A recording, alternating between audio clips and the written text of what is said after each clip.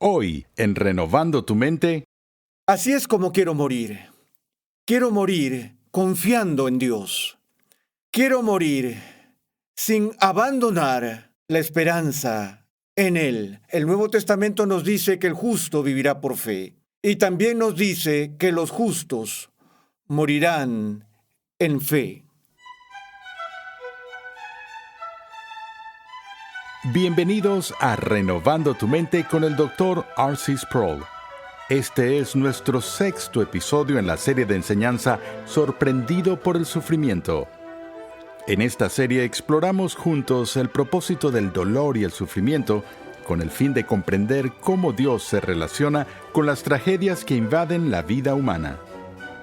En el episodio anterior comenzamos a explorar el tema de la muerte y vimos cómo las Escrituras son claras en que solo tenemos dos opciones a la hora de morir. O morimos en la fe o morimos en nuestros pecados. Hoy vamos a concluir con la lección anterior para luego pasar a una edificante sección de aplicación, donde aprenderemos a tener una perspectiva basada en principios bíblicos para así continuar confiando en Dios aún en medio de las pruebas más severas de la vida.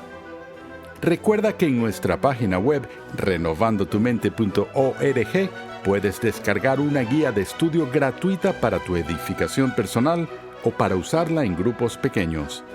Pasemos a escuchar una vez más al Dr. R.C. Sproul en la voz de Pepe Mendoza mientras concluye el tema Morir en la Fe.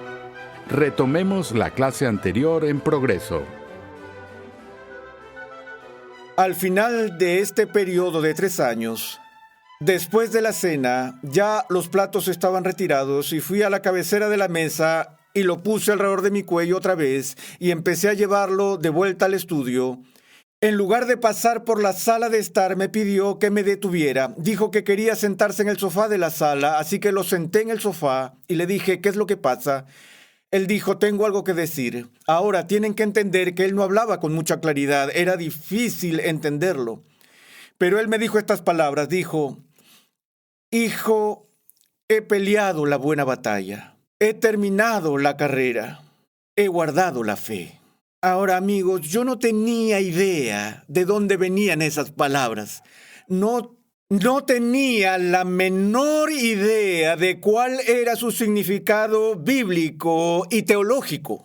Era tan inexperto en religión en ese momento de mi vida. Tenía 17 años cuando todo esto sucedió y él me estaba diciendo esas palabras. Yo entendí exactamente lo que mi padre estaba diciendo. Mi papá estaba diciendo que era el final. Ya voy a morir. Y de hecho, esas palabras que pronunció esa noche fueron las últimas palabras que pronunció en este mundo. Porque 1 hora después tuvo su 4º derrame cerebral, entró en coma y al día siguiente murió. Creo que todos hemos visto esto, ¿no? Ese momento de comprensión que tienen las personas cuando saben que se acerca la hora. Y mi papá, como padre, tomó a su hijo y le dijo, siéntate que tengo que decirte algo. Y me comunicó que ya era el final. Y lo hizo triunfante. He peleado la buena pelea. He terminado la carrera. He guardado la fe. ¿Saben cuáles fueron mis últimas palabras a mi padre? Las típicas palabras de un adolescente de 17 años que no puede soportar mirar a los ojos a la muerte. Dice en el Antiguo Testamento que hay algunas cosas que una vez que pasan no se puede volver atrás. Si pones una flecha en un arco y acomodas la flecha y tiras hacia atrás tensando el arco y sueltas la cuerda, es demasiado tarde para llamar de vuelta la flecha. Entonces, las Escrituras nos dicen que una vez que abres la boca y dices algo y esas palabras salen al aire y golpean el tímpano de alguien, ustedes pueden disculparse por eso. Podrían decir que no quisieron decir eso, pero esas palabras se han dicho y no hay forma de borrarlas. Hay muchas cosas que he dicho a muchas personas en mi vida y que daría cualquier cosa por poder traerlas de vuelta. Pero la frase que más me gustaría no haber dicho es la última frase que le dije a mi padre. Lo último que le dije a mi papá en este mundo fue, no digas eso, papá. Cuando estábamos pasando por esto como familia, ya saben, una de las cosas más difíciles para mí, y pasaron un par de cosas que fueron difíciles, yo a los 14 años no sabía de qué se trataba llegar al final. No sabía que existía tal cosa como un problema sin solución. Cualquier cosa que se rompía podía repararse, todo lo que salía mal se podía corregir. Ese fue mi entendimiento hasta que esto sucedió en nuestra casa. Así que no entendía todo eso. Pero una de las cosas que me perturbó profundamente fue cuando mi padre quedó paralizado y tuvo que detener todas las funciones de su vida. No podía entender qué pasó con sus amigos. Yo le decía a mi madre: mamá, ¿dónde está el señor fulano y el señor mengano? ¿Por qué no vienen a verlo? Y mi madre decía: hijo, tienes que entender, no pueden, simplemente no pueden. ¿Cómo que no pueden? Bueno, ellos no quieren ver a tu papá así. Los asusta, no saben qué decir, se sienten incapaces, están avergonzados. Le dije: no tienen que decir nada, solo tienen que venir, tomar su mano y estar presentes. Y ella dijo: está bien, él entiende. Yo no lo entendía y todavía no lo entiendo, para ser honesto, pero a fin de cuentas yo también hice exactamente lo mismo. No iba a dejar que me dijera que iba a morir, porque no quería escucharlo. No lo entendía, pero es casi como si él hubiera tomado una decisión. He aguantado todo lo que pude resistir. Me voy a casa ahora y te digo adiós, hijo. Y quiero que aprendas a morir. No sé si él me enseñó a vivir, pero espero que me haya enseñado a cómo morir. No fue hasta hace un par de años después que llegué a ser cristiano. En mis inicios en la lectura del Nuevo Testamento, un largo camino a través de los evangelios, Mateo, Marcos, Lucas, Juan, Romanos, 1 y 2 Corintios y todas estas epístolas paulinas y las demás, llegué a la segunda carta de Pablo a su amado discípulo Timoteo, y estamos al final, donde Pablo está en prisión y está esperando ahora ser ejecutado, y sabemos que fue ejecutado por Nerón en el año 65 DC. Y al final de esta correspondencia que tiene con su discípulo joven, le escribe estas palabras a Timoteo: porque yo ya estoy para ser derramado como una ofrenda de libación, y el tiempo de mi partida ha llegado. He peleado la buena batalla, he terminado la carrera, he guardado la fe. Yo vi esas palabras. Esas fueron las palabras. Esas fueron las últimas palabras que ahora entiendo lo que mi padre intentaba decirme en su lecho de muerte. Y entonces entendí, damas y caballeros, que mi padre murió en la fe. Así es como murió. Pero, ¿qué significa eso? ¿Qué significa morir en la fe? La fe es una palabra tan desgastada en nuestra cultura que casi se ha convertido en una palabra que evoca magia y superstición. Pero el significado más simple de la palabra fe en el lenguaje del Nuevo Testamento es la palabra confianza. Esto nos lleva al punto de partida. Una cosa es creer en Dios, otra cosa es creerle a Dios. Una cosa es confiar en que hay un Dios, otra cosa es confiar en Dios para lo que sea, y para lo que sea que pase, y para lo que me pase.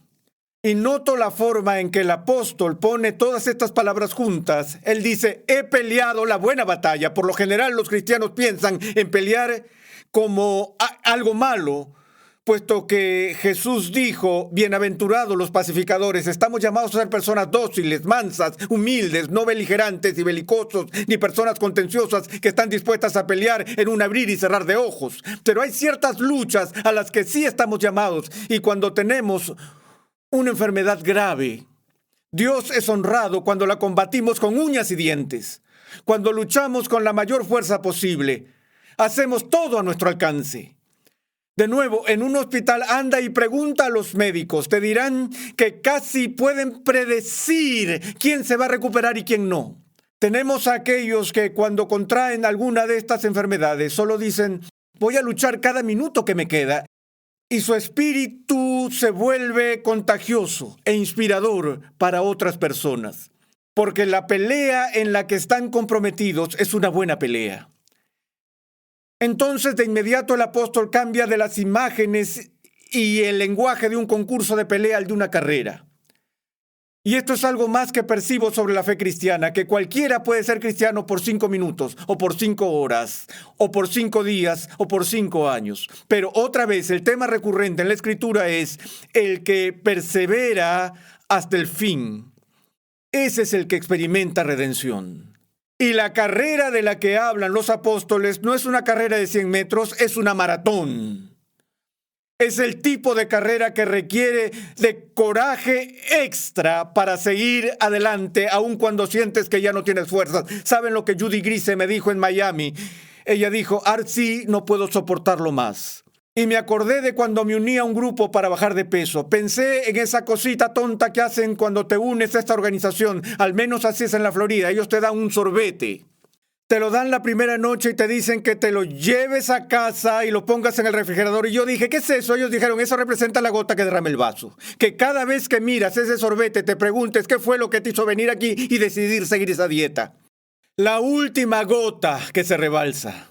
Y pensé en la imagen de un vaso, uno grande, que está lleno de agua hasta el mismo borde, hasta el tope máximo sin derramarse. Y hay un punto en el que el vaso ya no puede aguantar ni una gota más de agua. Una gota más y ese vaso se derrama.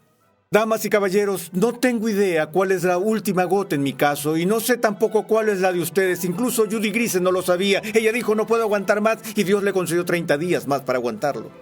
Y ella murió. Ella terminó la carrera y guardó la fe. Así es como quiero morir.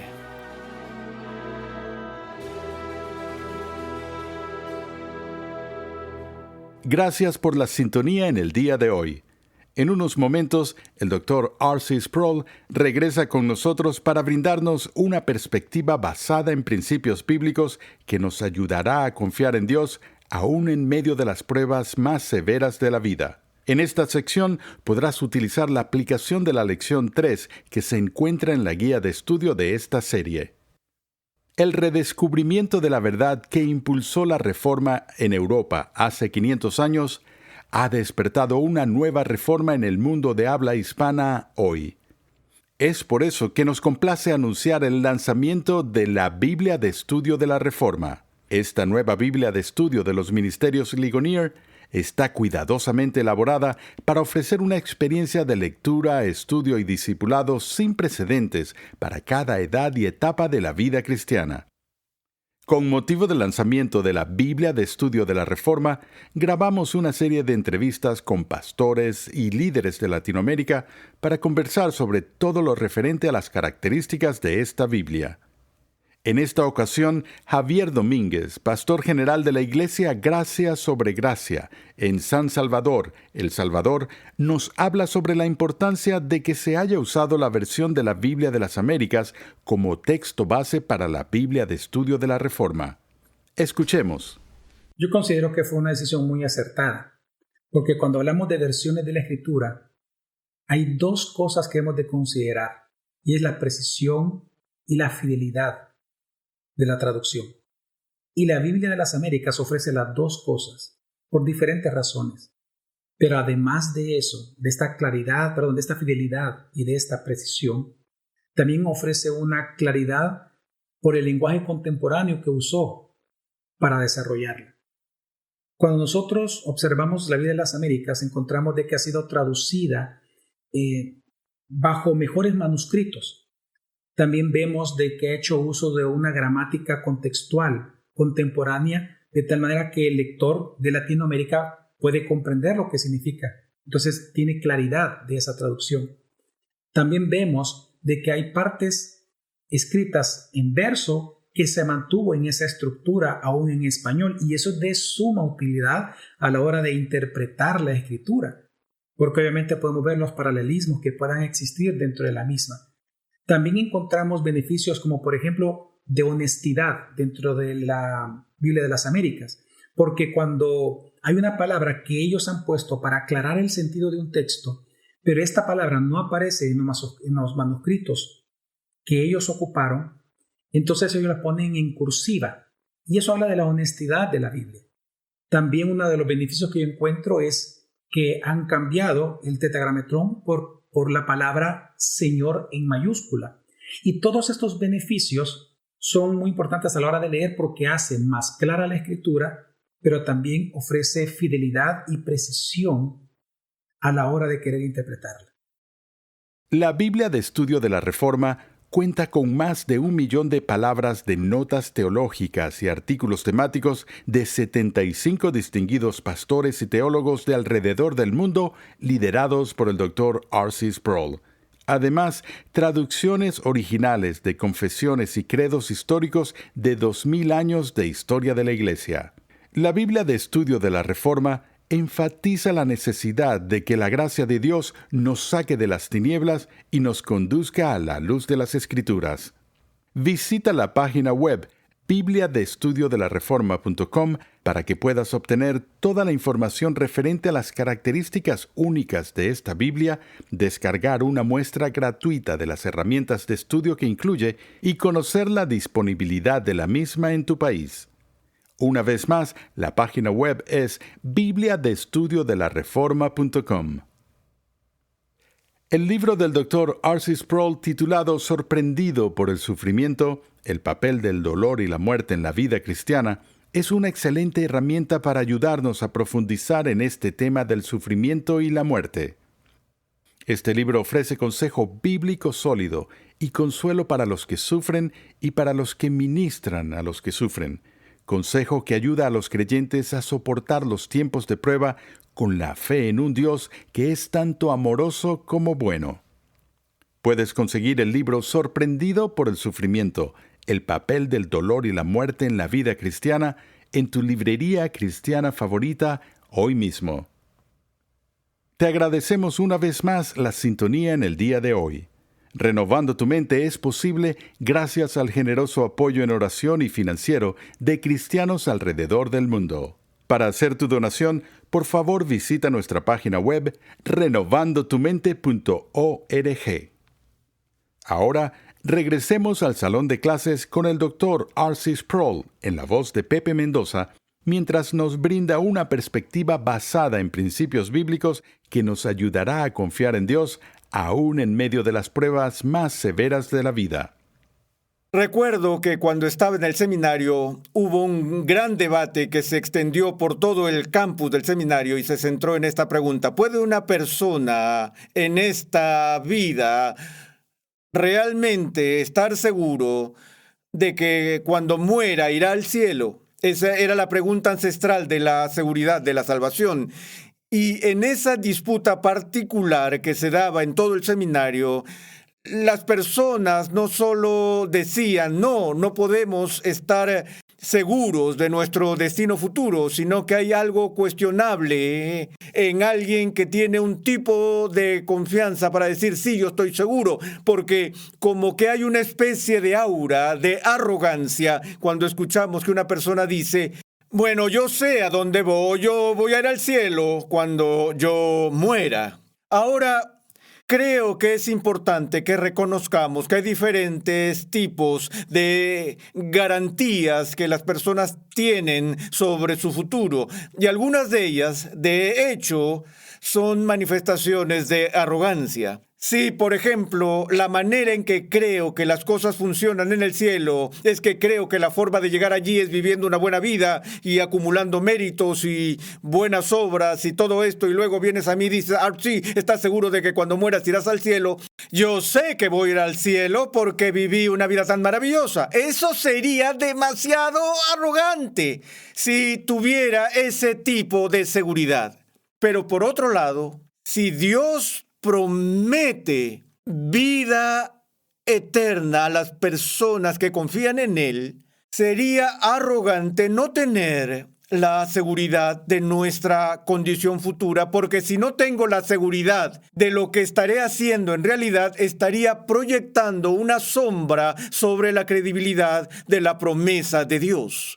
Si Dios nos promete vida eterna, y yo no estoy seguro de que lo que Él promete lo cumplirá, estoy cuestionando su integridad. Pero por supuesto, allí es donde normalmente reside nuestra incertidumbre. Yo creo que la mayoría de las personas estarían de acuerdo en que Dios cumple sus promesas y que Dios de hecho hará lo que dice que hará. Pero la verdadera pregunta se preocupa del estado de nuestra propia fe. ¿Alguna vez te has preguntado si la fe que posees o profesas es genuina?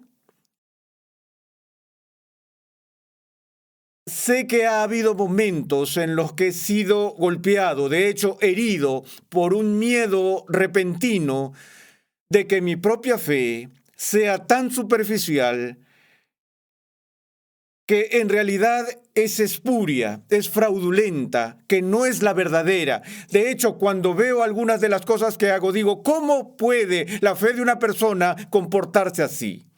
¿Por qué tengo dudas si tengo fe verdadera? Ahora, el lugar donde eso se vuelve más complicado y difícil de mantener es en medio del sufrimiento, ya sea sufrimiento emocional o sufrimiento físico.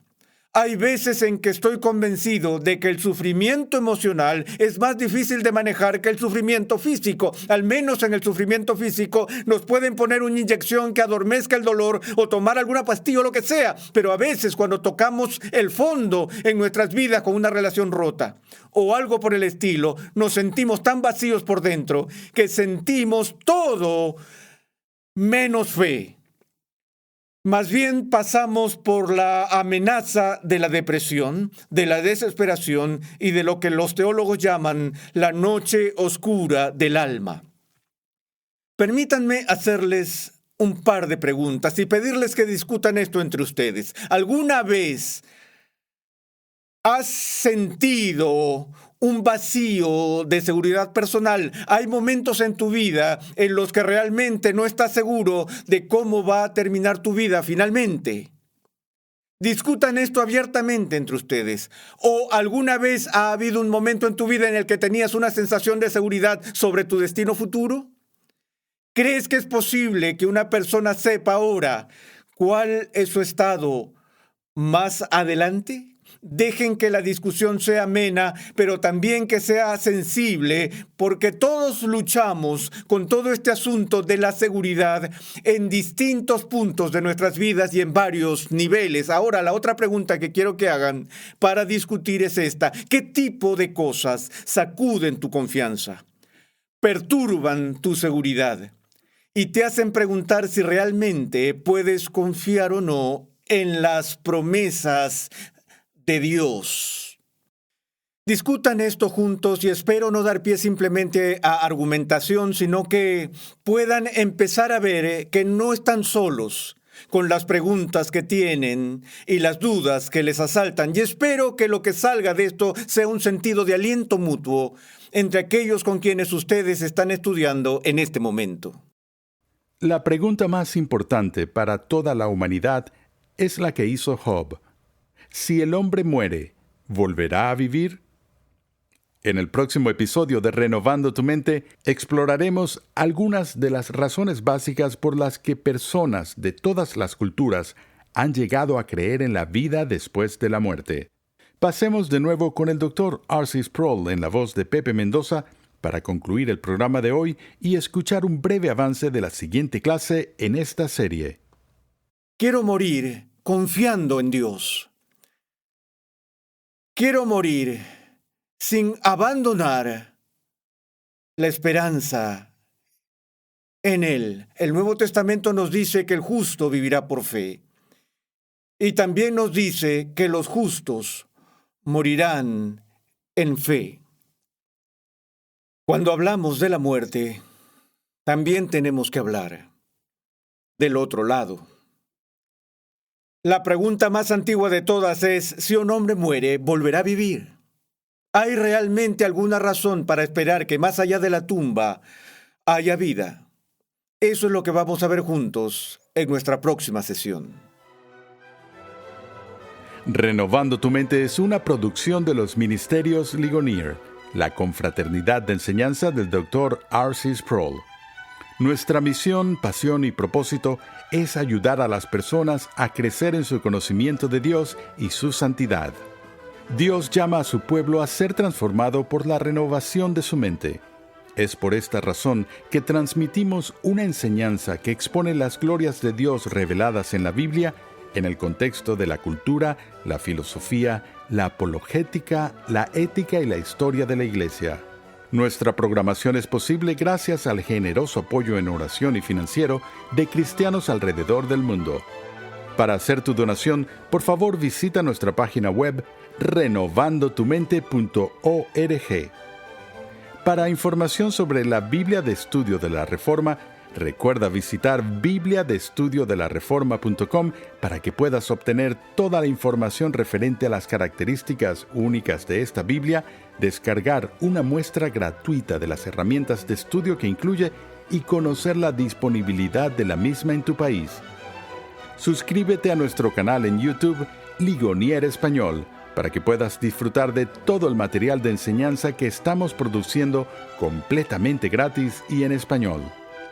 Para contactarnos, por favor, envíanos un correo electrónico a programa@renovandotumente.org con tus preguntas, testimonios y comentarios. Sintonízanos nuevamente en esta misma emisora y en este mismo horario y únete a nuestra gran comunidad virtual en las redes sociales.